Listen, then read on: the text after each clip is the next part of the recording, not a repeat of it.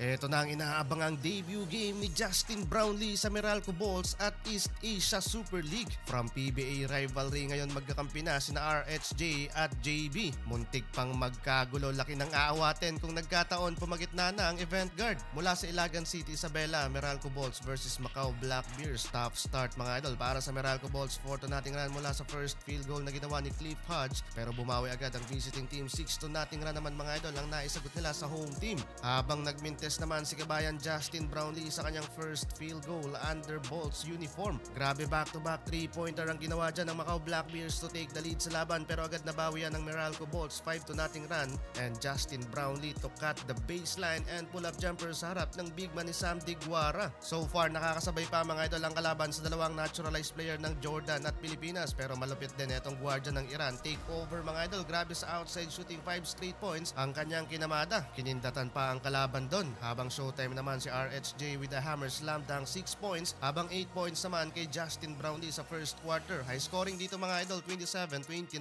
Sinimula naman mga idol ng Macau Black Bears ang kanilang opensa dito sa second quarter. Aggressive start, quick 6 straight points ang kanilang ikinamada, kaya agad napa-timeout doon si Coach Nenad Vucinic. After timeout, bumawi ang Meralco Bolts. 8-0 run naman mga idol ang kanilang ikinamada, counter run sa Macau Black Bears. Kaya balik sa home team ang kalamangan. Halfway ng quarter, pound for pound king. Nagkakapisikala na ang dalawang big man na sina Ismael Romero at Sam Diguara sa low post. Mabilis lang na-escalate yung pangyayari, pumagitna na agad ang mga event security. Laki ba naman ng kanilang aawatin pag nagkagulo? Mainit mga idol ang ulo ng Puerto Rican import sa mga taga Macau. Nag-stare down pa sa kalaban matapos ang solid na block shot na to. Eto pa gustong ibaon mga idol ni Ismael Romero si Sam Diguara. Ramdam ko yung gigil doon. Sayang, kumawala nga lang yung bola. Solid poster dunk na sana yon. Still in control ang Meralco Bolts, 44-51 sa first half. Grabe yung intense ng laban mga idol. Second half, still doing some damage pa rin mga idol ang Meralco Bolts. Romero wide open layup mula yan sa extra pass ni Justin Brownlee. Sa transition TNT import connection to Jenkins naman and easy bucket para kay JB.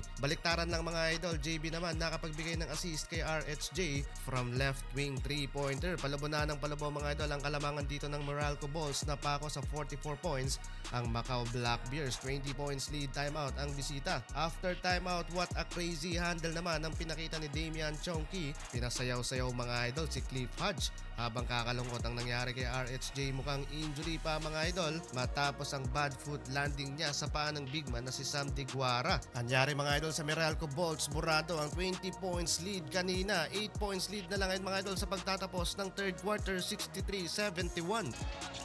Diguara all alone. Diguara! Stake here for both teams. Mahedi will try to create. Mahedi, that's what he does. Green, he's against Brownlee. Big Green pulls up. Is good. That's a three.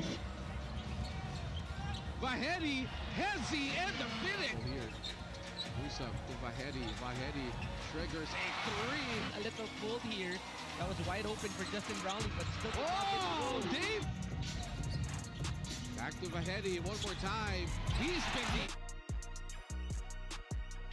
Brownlee and the dunk by JB. They take the ball away.